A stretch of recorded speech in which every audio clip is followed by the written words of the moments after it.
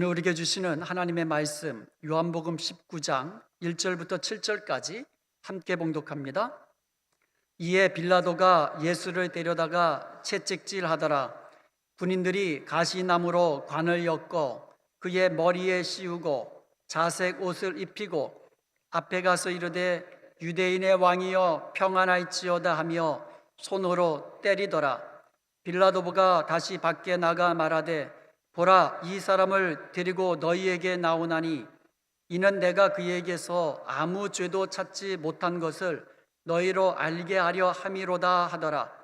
이에 예수께서 가시관을 쓰고 자색 옷을 입고 나오시니 빌라도가 그들에게 말하되 보라, 이 사람이로다 하매 대제사장들과 아랫사람들이 예수를 보고 소리질러 이르되 십자가에 못 박으소서, 십자가에 못 박으소서 하는지라. 빌라도가 이르되 너희가 친히 데려다가 십자가에 못 박으라. 나는 그에게서 죄를 찾지 못하였노라. 유대인들이 대답하되 우리에게 법이 있으니 그 법대로 하면 그가 당연히 죽을 것은 그가 자기를 하나님의 아들이라 함이니이다. 아멘. 오늘 본문 5절에 보면은요, 로마 총독 빌라도가 대제사장들과 그와 함께 왔던 예수님을 끌고 이 법정에 왔던 그 유대인들 앞에서 보라, 이 사람이로다라고 말하는 장면이 나옵니다. Behold, 보라, 이 사람을 보라. 예수님을 지금 앞에 놓고는 이 사람을 보라고, 보라 이 사람이라고 지금 외치는 장면입니다. 오늘날도 예수님을 보고 있는 사람들, 수많은 사람들이 예수님을 바라보고 있습니다. 그런데 그들은 같은 예수님을 보면서도 각각 다르게 보고 있습니다. 어떤 사람들은 예수님을 여러 구원자 등 중에서 한 명일 뿐이다, 이렇게 생각하는 사람이 있어요. 또 어떤 사람은요, 4대 성인 군자 중에 한 사람이다, 사랑을 설파하면서 정말 인류에 사랑을 가르쳤던 성인 군자 중에 한 사람이라고 말하는 사람이 있어요. 심지어 어떤 사람은요, 예수님을 혁명가 예수 이렇게 불러요.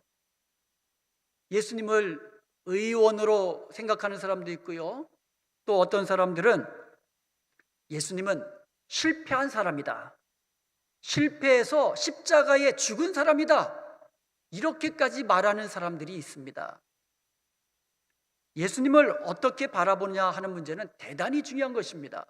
왜냐하면 어떻게 예수님을 바라보냐에 따라서 그들이 생명을 얻느냐 아니면 영원한 멸망을 받느냐, 이것이 결정되기 때문인 것입니다. 그러므로 오늘 말씀을 통하여서 우리가 바라보고 있는 예수님은 과연 어떤 분인가를 함께 살펴보면서 하나님이 우리에게 주시는 은혜를 나누기를 원합니다. 오늘 본문 1절부터 3절까지 보면은요, 빌라도가 예수님을 채찍질합니다. 그 당시에 로마에서 사용하던 그 채찍은요, 가죽 끈으로 되고 끝에가 짐승뼈 같은 거를 묶어놨어요. 그리고 그 납 같은 거로 이 쇠로 된 그런 둥근 것들도 막 달아놨어요. 그래서 한번 채찍질을 하면은 이 납 같은 거로 치면은 막 뼈가 상하고요. 그리고 가죽끈이기 때문에, 채찍이기 때문에 이게 몸을 감거든요.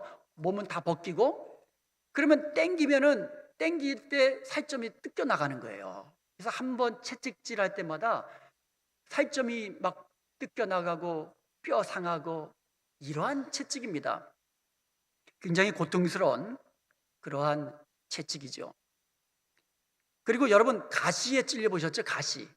가시나무에 찔리면요, 조그만 거 하나만 찔려도 얼마나 아픈지 모릅니다. 그런데 로마 군병들이요, 가시나무로 관을 만들어 가지고는 예수님 머리 위에다 그냥 팍 씌워버렸어요. 그러니 얼마나 고통스럽고 피가 흐르겠습니까?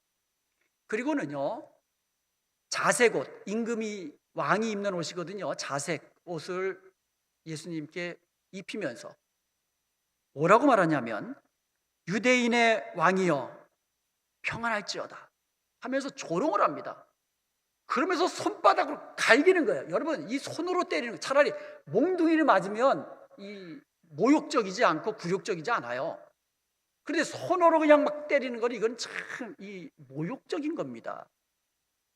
조롱하고 모욕을 주고, 빌라도는 이렇게 피투성이가 된 예수님을 밖으로 데리고 나오면서 거기 앞에 있는 대제사장들과 그들의 수하, 그 유대인들에게 이야기한 거예요. 봐라, 이 사람이다. 너희들이 잡아온 사람, 이 사람이다. 이 사람이 예수다. 라고 하면서 지금 큰 소리를 지르고 있는 겁니다. 거기에는 이유가 있었습니다. 빌라도가 보기에는 예수님이 죄가 없거든요. 아무리 뜯어봐도 예수님을 십자가에 못 박아 죽일 만한 그런 죄를 발견하지 못한 거예요. 그래서 내심으로는 예수님을 죽이고 싶지 않은 거예요. 석방시켜주고 싶은 거예요. 그래서 자기 나름대로 한번 그 꾀를 낸 겁니다. 채찍질하고 이렇게 가시관으로 면류관을 씌워서 피가 철철 나는 아주 그냥 비참한 몰골로 사람들 앞에 데리고 나오면, 아, 이만하면 됐다, 이제 풀어줘도 된다, 이런 마음으로 빌라도는 사실 채찍질하고 그렇게 모욕을 주고 그런 겁니다. 그런데 유대인들은, 대제사장들을 위시한 유대인들은 그렇지 않았어요. 예수를 십자가에 못 박으라, 예수를 십자가에 못 박으세요 라고 하면서 더더욱 소리를 지르는 것이에요. 왜냐하면 이던 대제사장들과 유대인들이 보기에는요, 예수님이 자기 스스로를 하나님의 아들이라고 하면서 하나님과 동등되이 여겼던 그 신성 모독죄를 범한 죄인이거든요. 사형에 해당하는 죄를 범한 자기들이 보기에는. 거기다가 예수님이 어떻게 했습니까? 성전에서 돈 바꾸는 사람들을 다 상을 뒤엎어버리고, 재물들, 거기서 제사를 드릴 그 재물들을 팔고 있는 그 짐승들을 노끈으로 채찍으로 만들어가지고 다 내쫓아버렸어요. 이처럼 그들의 눈에 볼 때에는 교권을 무시하는 눈에 가시 같은 존재가 바로 예수님이셨어요. 결국 빌라도는요, 저들의 협박에 항복을 합니다. 석방하자고 그러니까는 뭐라고 했는지 아세요? 지금 예수는 지금 자기가 왕이라고, 자기가 스스로 왕이라고 했는데 이것은 가이사를 배반하고 오히려 반역하는 것입니다. 이렇게 협박하는 거예요. 반역자를 지금 석방하는 겁니다. 이렇게 협박을 하는 거예요. 그러니까 빌라도는 예수님을 바라볼 때에 자기가 생각하기에는 죄가 없지만 자기 안위를 위해서, 자기 로마 총독의 자리를 보존하기 위해서 바로 대제사장들과 함께 온 유대인들의 그 말을 들어줍니다. 그래서 예수님을 십자가에 못 박으라고 내어주게 됩니다. 여러분은 예수님을 바라보면서 예수님을 누구라고 그렇게 바라보십니까? 같은 예수님을 바라보면서도 이처럼 빌라도가 바라보는 예수가 틀렸고 대제사장들과 유대인들이 바라보는 예수가 달랐습니다. 그렇다면 여러분의 눈에는 예수님을 어떻게 바라보고 계십니까? 그렇다면 성경은 예수님을 어떻게 바라보고 있을까요? 요한복음 1장에 보면은요, 세례 요한이 물로 세례를 줍니다. 그때 예수님께서 저 멀리서 세례 요한에게 다가오고 있었습니다. 요한복음 1장 29절에 보면 세례 요한이 그 예수님을 바라보면서 외친 소리가 있습니다. 보라, 세상 죄를 지고 가는 하나님의 어린 양이로다. 보라, 빌라도는 이 사람을 보라 그러면서 이 사람 이 꼴을 봐라. 너희들이 보기에 참 죄인이고 정말 이 죽어 마땅한 죄인이지만 그래도 나는 살려주고 싶은데 한번 봐라 그랬거든요. 근데 유대인들이 바라볼 때는 신성 모독죄이기 때문에 죽여라 그랬거든요. 그런데 성경에서 말하고 있는 예수님은 달랐습니다. 세상 죄를 지고 가는 하나님의 어린 양을 봐라. 그 다음 날입니다. 그 다음 날에 세례 요한이 2명의 제자들과 함께 가고 있다가 예수님을 만난 거예요. 그러면서 제자들에게 이야기합니다. 보라, 하나님의 어린 양이로다. 또 그렇게 이야기합니다. 그 두 사람이 이제 세례 요한의 제자였거든요. 그 말을 듣고는 예수님을 따르는 제자가 됩니다. 그 두 제자 중에 한 사람이 우리가 잘 알고 있는 안드레예요. 안드레가 예수님을 만났습니다. 예수님을 바라볼 때에 세상 죄를 지고 가는 하나님의 어린 양 메시아로 그렇게 바라본 겁니다. 그렇게 믿은 겁니다. 그래가지고 곧바로 자기 형 베드로에게 찾아갑니다. 내가 오늘 우리가 메시아를 만났다. 함께 가자. 그래가지고 그 형 베드로를 끌고 예수님께 나아간 겁니다. 전도한 거죠. 그래서 그 베드로, 유명한 베드로가 예수님의 제자로 따르게 된 겁니다.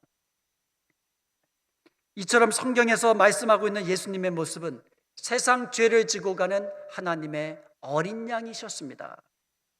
출애굽기 12장에 보면 하나님께서 이집트에서 노예로 고통당하고 있는 이스라엘 백성들을 구원하시기 위해서 애굽에 10가지 재앙을 내리시는데 마지막 10번째 재앙이 모든 장자들을 죽이시는 엄청난 재앙이었어요.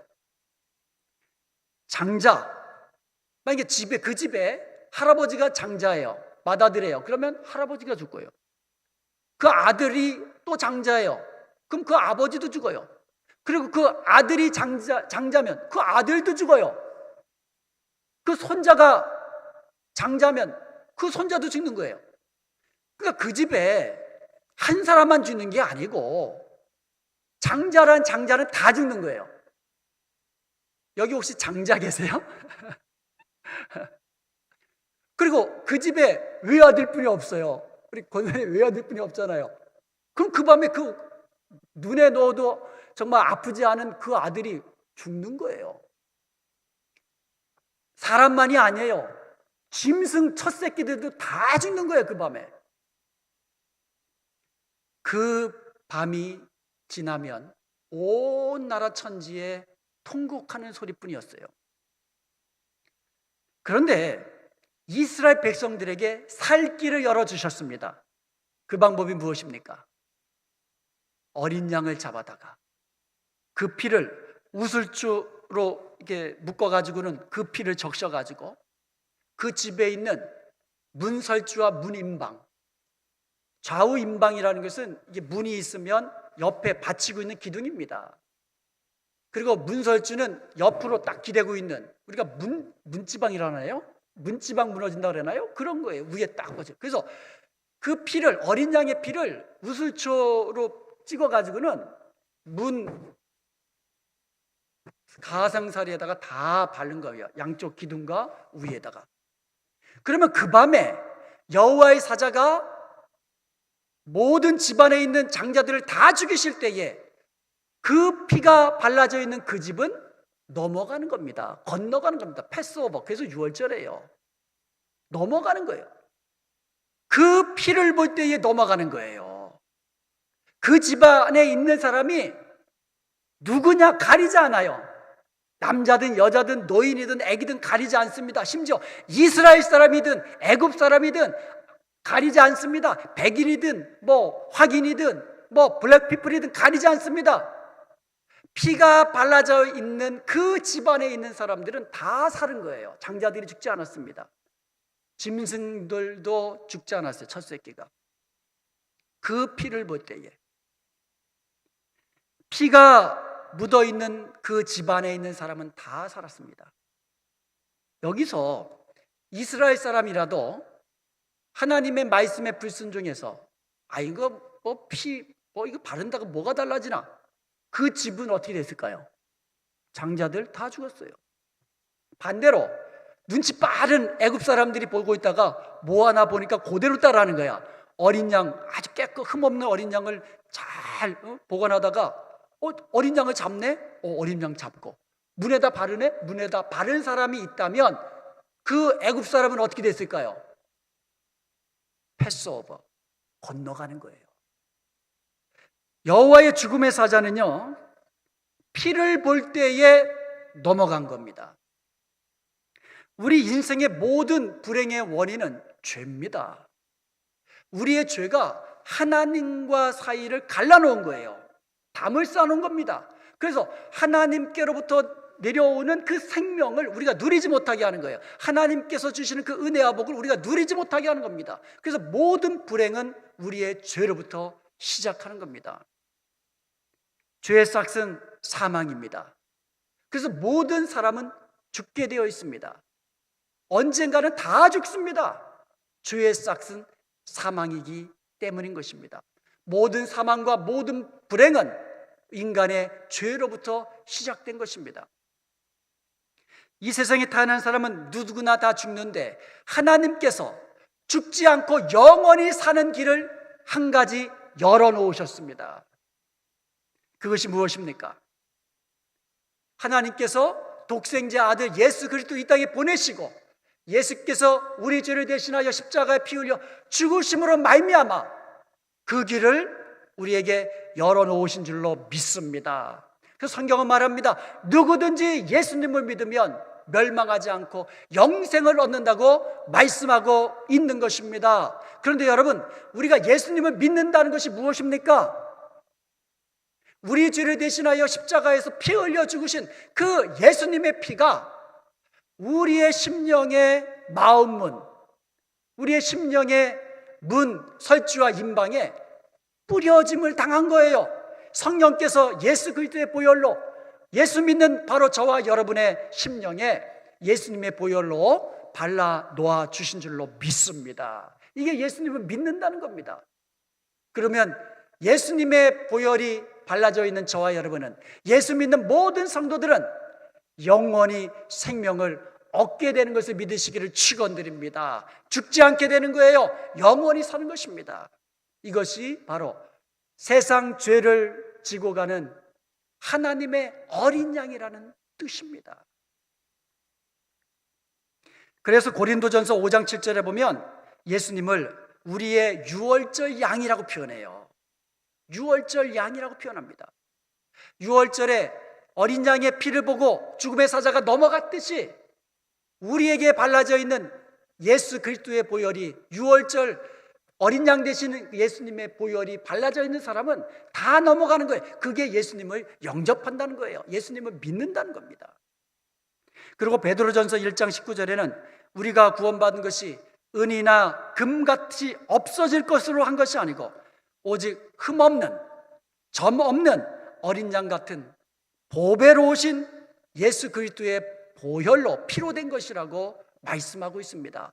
저와 여러분이 죽지 않고 영원한 생명을 누리는 것, 하나님의 구원을 우리가 얻게 되는 것, 오직 예수 그리스도, 하나님의 어린 양 대신, 유월절 어린 양 대신 예수 그리스도의 보혈의 은총인 것을 믿으시기를 축원드립니다. 예수님이 십자가에 흘리신 그 피는요, 저와 여러분 몇 사람만을 위해서 흘리신 게 아니에요. 예수 그리스도의 십자가의 보혈은요, 몇 사람 구원할 수 있는 능력, 그런 능력밖에 없는 제한된 능력이 아니에요. 누구든지 예수 믿는 자는 다 구원하시는 그 보배로우신 값비싼 예수님의 보혈인 것을 믿으시기 바랍니다. 나를 구원했듯이 누구든지 예수님을 믿는 자들, 마음으로 예수님을 믿고 입술로 주여 주여 부르는 모든 자는 구원을 얻고 영원한 생명을 얻게 되는 것을 믿으시길 축원드립니다. 피를 보기 때문에 그래요. 예수님의 피를 볼 때에 이제 죽지 아니하고 영원한 생명이 주어지기 때문인 겁니다. 그래서 하나님의 어린 양 대신, 유월절 어린 양 대신 예수 그리스도의 십자가의 보혈은 귀하고 귀하고 중한 것입니다. 출애굽한 이스라엘 백성들이 광야로 들어섰습니다. 광야로 들어서 이스라엘 백성들이 아주 그냥 시시때때로 그냥 불평하고 원망해요. 우리를 왜 광야로 인도하셔서 먹을 것이 없게 하느냐, 목말라 죽게 하느냐. 심지어 가나안 땅을 앞두고는 가나안 사람들 다 장대하고, 그리고 그들의 무기는 전부 다 철로 돼가지고 자기들은 아무것도 없는데 이제 다 죽게 되었다. 불평하고 원망투성입니다. 그러자 하나님께서 한 번은 견디지 못하셔서 불뱀을 보내셔가지고 다 물게 합니다. 여러분, 광야에서 불뱀은 독사입니다. 독사. 물리면 그냥 시름시름 많이 있다가 죽게 돼요. 독으로 인해서. 그래서 막 죽어갑니다. 그때 모세가 하나님 앞에 엎드려 간절히 기도합니다. 중보하며 기도합니다. 하나님, 당신의 백성 아닙니까? 살려달라고, 긍휼히 여겨달라고. 그래서 하나님께서 한 가지 길을 열어주셨습니다. 모세에게 놋으로 뱀을 만들어서 높은 장대, 나무 장대에다가 매달아라. 그래서 누구든지 그 놋뱀을 바라본 자는 살게 되리라. 그래서 모세는 그대로 놋으로 뱀을 만들어서 높은 장대에 매달아놨습니다. 그래서 사람들에게 외칩니다. 나와서 봐라. 놋뱀을 쳐다봐라. 성경에 분명히 이렇게 이야기합니다. 민수기 21장 9절에 모세가 놋뱀을 만들어 장대 위에 다니 뱀에게 물린 자가 놋뱀을 쳐다본 즉 모두 살더라. 할렐루야. 놋뱀을 바라본 자는 다 살게 된다는 거예요. 아이고, 움직일 힘도 없는데, 뱀에 물려서 내가 지금 죽어가는데 또 뱀을 쳐다봐? 아휴, 너나 나가라. 이런 사람이 혹 개중에 있을 수도 있을 거예요. 그 사람은 어떻게 됐을까요? 죽었지요, 뭐. 죽어가면서도 겨서 못 나가면 그 옆에 성한 사람이 있다면 나 좀 데리고 나가라. 어떤 방법을 다 동원해서라도 놋뱀을 바라본 자는 다 살게 된 줄로 믿습니다. 요한복음 3장 14절과 15절에 이야기합니다. 모세가 광야에서 뱀을 든 것 같이 인자도 들려야 하리니. 인자가 예수님이거든요. 예수님도 나무에 달려 들려야 된다는 거예요. 그 다음 구절이 있습니다. 그를 믿는 자마다 영생을 얻게 하려 하심이라. 할렐루야. 예수님이 십자가에 달리신, 나무에 달리신 이유가 있다라는 거예요. 광야에서 불뱀에 물려서 죽어가는 사람들이 놋뱀을 바라본 즉 살더라. 누구든지 십자가에 달리신 예수님을 바라보면 나를 구원하실 메시아로 나의 죄를 대신하여 죽으시는, 세상 죄를 지고 가는 하나님의 어린 양으로 그를 바라보면 다 영생을 얻게 되는 줄로 믿습니다. 요한계시록의 세상의 세력들, 예수 그리스도를 대적하는 그 무리들을 상징하는 것들이 많이 나옵니다. 동물들, 사자, 표범, 용, 뱀, 곰, 이런 짐승들을 상징하면서 하나님의 나라에서 예수 그리스도의 왕되심을 대적하는 그런 무리들이 나오고 있는데, 이런 짐승들을 이길 수 있는 것은 아무것도 없습니다. 오직 하나, 어린 양, 하나님의 어린 양밖에 없다고 말씀하고 있는 것입니다. 그리고 또 있습니다.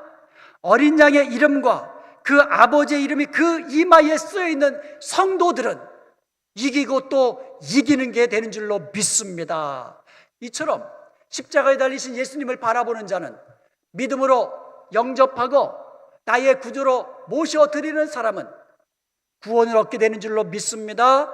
이기고 또 이기는 승리의 삶을 살게 되는 줄로 믿습니다. 이게 예수님을 바라보는 저희들이 구원을 얻고 승리를 얻게 되는 겁니다. 오늘 본문에 나오는 빌라도의 말을 다시 한번 깊이 생각해 보시기 바랍니다. 보라, 이 사람이로다. 로마 총독이거든요, 빌라도가. Behold, this man. 이렇게 얘기하지 않았을 거예요. 아마도 라틴어로 얘기하지 않았을까 싶어요. 라틴어로. 에체 호모라고 하거든요. 제가 라틴어는 잘 모르지만 그래도 에체 호모, 보라, behold, 호모, the man, this man, 이 사람이다. 이탈리아 화가였던 도메니코 페티라는 사람이 있습니다. 이 사람이 1610년경에 지금 이 본문 말씀에 나와 있는 예수님의 모습, 이 빌라도의 말에서 영감을 얻어가지고 그림을 그립니다. 이사야서에 보면은요, 털 깎는 자 앞에서 잠잠한 어린 양 같다 그랬거든요, 예수님을. 그래서 그 모습을 상상하면서 지금 빌라도 앞에서, 또 대제사장들과 또 수많은 유대인들 앞에서, 로마 궁정들 앞에서 털 깎는 자 앞에서 잠잠한 예수님의 모습, 아무 말 없이 고개를 다 숙이고 있는 그 예수님의 모습을 화폭에 담았어요. 그리고 그 그림의 이름을 에체 호모라고 적었어요. 보라, 이 사람이로다. 근데 이 사람이요, 이 페티라는 사람, 도메니코 페티라는 사람이 그 당시에 무명 화가였어요. 아무도 그 그림을 눈여겨보지 않았어요. 그런데 그 후대의 사람들이 그 그림을 눈여겨보기 시작합니다. 그래서 너도 나도 그림을 그리는 거예요. 예수님의 모습을 그리고 타이틀을 에체 호모라고 짓습니다. 보라, 이 사람이로다. 그 중에 하나가 유명한 렘브란트입니다. 렘브란트라는 이 화가가, 그 사람도 예수님을 그리고는 보라, 이 사람이라고 이름 지었어요.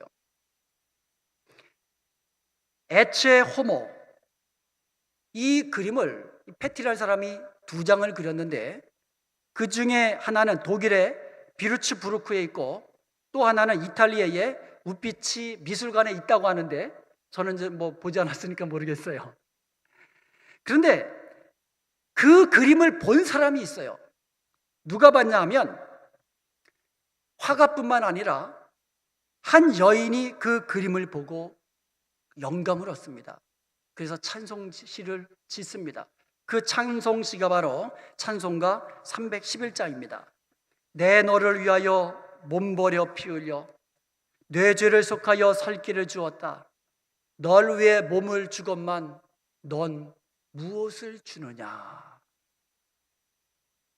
이 찬송시는요, 영국의 프란시스 하버갈이라는 여인이 독일에서 유학하다가 패티가 그린 바로 에체 호모라는 그 그림을 보고 영감을 받아서 쓴 찬송시입니다. 또 한 명의 중요한 인물이 진센도르프 백작이라는 사람입니다. 독일의 백작인데요, 1719년 그의 나이 19살 때에 도메니코 페티의 에체 호모라는 그림 앞에 서게 됩니다. 그 그림 앞에서 보라, 이 사람이로다, 영감을 받습니다. 하나님의 음성을 듣습니다. 나는 너를 위하여 이 일을 하였건만 너는 나를 위하여 무엇을 하느냐. 이 음성에 아주 그냥 감명을 받아가지고는요, 돌아가가지고는 남은 여생을 하나님의 일을 위해서 헌신된 삶을 살았습니다. 진센돌프는 백작입니다. 영주예요. 어마어마한 부자예요. 엄청난 땅을 다스리는 영주의 아들로 태어나서 그 역시 영주입니다. 그러니까 무슨 걱정이 있겠습니까? 호화롭게 모든 여생을 그렇게 즐기면서 살 수 있었는데, 그 모든 이 호화로운 생활을 다 포기하고 하나님의 일을 위해서 헌신하게 됩니다. 그러다가 체코에서 종교의 자유를 찾아서 도망친 사람들이 있었습니다. 모라비안 교도들입니다. 이 모라비안 교도들은 루터가 종교개혁을 시작하기 전에 100년 전에 체코에서 종교개혁에 횃불을 든 사람이 있습니다. 얀 후스라는 사람입니다. 화형당해서 죽죠. 그런데 핍박이 엄청나니까 도망쳐 간 것이 바로 진센돌프 백작의 영지까지 도망쳐 간 거예요. 그래서 진센돌프 백작은 모라비안 교도들을 그 땅에서 보호해 줍니다. 자유롭게 신앙생활하게 합니다. 그들이 바로 모라비안 형제회를 조직하고 경건주의 운동을 시작합니다. 그래서 경건주의가 모라비안 형제들부터 시작됩니다. 그리고요, 1832년 7월 25일 대한민국, 한국의 최초로 선교사를 보냅니다. 우리가 토마스가 최초로 선교사라고 알고 있는데 아닙니다. 독일의 개신교 선교사인 귀출라프가 최초의 선교사입니다. 이 사람이 누가복음도 번역하고요, 아주 많은 일들을 했는데요. 그리고 고아원의 아버지, 고아의 아버지라고 이야기하는 조지 밀러를 회심시켜갖고 영국으로 보냅니다. 감리교회 창시자가 웨슬리입니다. 이 요한 웨슬리가 회심하도록 아주 큰 도움을 준 사람들이 바로 모라비안 사람들입니다. 지금도 그 헤른 후트라고 거기에 보면은요, 그 흉상이 있는데 진센돌프와 요한 웨슬리 흉상이 나란히 거기에 있습니다. 지난번에 종교개혁 답사 갔을 때에 바로 헤른 후트에 갔거든요. 제가 거기에 흉상이 딱 박물관에 있더라고요. 이처럼 예수님, 십자가에 달리신 예수님을 어떻게 보느냐? 보라 이 사람이라. 그 예수님을 어떻게 보느냐에 따라서 이처럼 인생이 달라지는 거예요. 그런데 반면에 니체 같은 사람이 있어요. 니체라는 사람은요, 철학자죠. 유명한 철학자죠. 그의 대표적인 차라투스트는 이렇게 말했다라는 저서에서요, 신은 죽었다 이런 말을 합니다. 똑같은 예수님을 바라보면서 신은 죽었다라고 얘기해요. 보라 이 사람이로다. 똑같은 예수님을 바라보면서 이처럼 사람마다 다르게 보는 겁니다. 고린도전서 1장 18절에 보면 멸망받는 사람들에게는 어리석어 보이는 거예요. 그러나 구원받는 우리에게는 능력이 되는 줄로 믿습니다. 구원의 능력이 되고 승리의 능력이 되는 그 예수 그리스도를 우리는 바라보며 날마다 살아가야 된다는 것입니다. 대다수의 유대인들은요, 아직도 예수님을 믿지 않아요. 예수님이 바로 세상 죄를 지고 가는 하나님의 어린 양으로 오신, 바로 다윗의 자손으로 오신 메시아이심을 믿지 못하고 있습니다. 그래서 그들은 아직도 메시아를 기다려요. 그래서 그 사람들은요, 예수님을 달려 죽인 그 십자가를 좋아하지 않아요. 그래서 사거리도요, 사거리가 어떻게 생겼어요? 십자가로 생겼잖아요. 십자처럼 생겼잖아요. 그래서 가운데다가 둥글게 이렇게 돌아가면서 가도록 그렇게 만들어요. 그리고 더하기 표시도 더하기가 어떻게 생겼어요? 십자가처럼 생겼잖아요. 그래서 십자가가 싫으니까 밑에를 싹 지워요. 그래서 우리말로 오자처럼 만들었어요. 이게 더하기 표시입니다. 앰뷸런스에도요, 십자가 그리기 싫어가지고 다윗의 별을 붙여요. 지금도 예수님이 달리신 십자가 증오하고 있습니다. 그런데 여러분요, 우리가 보통 메시아닉 주라고 말하는 사람들, 유대인들 가운데 예수님을 믿는 유대인들이 있습니다. 이 메시아닉 주가요, 점점 늘어나고 있습니다. 1989년도에는요, 이스라엘의 메시아닉 주가 있는 교회가 30개밖에 안 됐어요. 그런데 2018년에는요, 300개 교회로 늘어났습니다. 3만 명의 메시아닉 주, 그러니까 이스라엘에 있는 사람들만 말하는 겁니다. 3만 명으로 지금 추산하고 있습니다. 그리고 여러분, 이스라엘이 민족적으로 회개하고 예수님을 구주로 영접하는 그날, 예수 그리스도께서 재림하게 되시는 거예요. 그러니까 예수님은 유대인들을 하나님의 택한 백성으로 삼으셨기 때문에 끝까지 놓지 않으시는 거예요. 그래서 예수님이 재림하시기 직전에 온 이스라엘을 회개케 하시고 구원케 하시는 겁니다. 쳐다본즉 살더라. 유대인들도 바라보면서 예수님을 마음의 구주로 영접하면 살게 되는 줄로 믿습니다. 한국 사람들도 미국 사람들도 어떤 사람들도 누구든지 쳐다보면 사는 겁니다. 예수님을 바라보고 세상 죄를 지고 가는 하나님의 어린 양으로 바라보고 믿으면 그 피가 우리의 심령에 뿌려지게 되는 줄로 믿습니다. 그럼 우리에게 구원의 주로 임하는 거예요. 능력의 주로 임하는 겁니다. 우리의 병을 고치시는 치료의 주님으로 임하게 되는 것입니다. 그때에 예수님이 다시 오시는 그때에 예수님은 피를 보는 겁니다. 얼마나 착하게 살았느냐 보지 않으십니다. 오직 예수님의 피만 보는 겁니다. 저와 여러분, 예수님의 피가 우리의 심령에 골고루 발라져 있는 것을 믿으시기를 축원드립니다. 그렇다면 이제 우리도 안드레처럼 전해야 돼요. 내가 세상 죄를 지고 가는 하나님의 어린 양이신 예수님을 만났다. 그가 메시아가 아니냐, 그가 구세주가 아니냐, 와 보라. 이렇게 만나는 사람마다 아직까지 예수님을 쳐다보지 못하는, 쳐다보기는 보지만 예수 그리스도를 온전히 구세주로 쳐다보지 못하는 사람들마다 너가 바라보고 있는 저 예수가 바로 구세주다, 우리에게 능력을 주시는 바로 구원주이심을 전해야 될 줄로 믿습니다. 그래서 주님 다시 오시는 그날이 바로 우리에게 영광스러운 날이 되고, 주님 주시는 칭찬과 명성과 생명의 면류가 의의 면류가 다 받아 누리는 저와 여러분 될 수 있기를 주님의 이름으로 축원드립니다.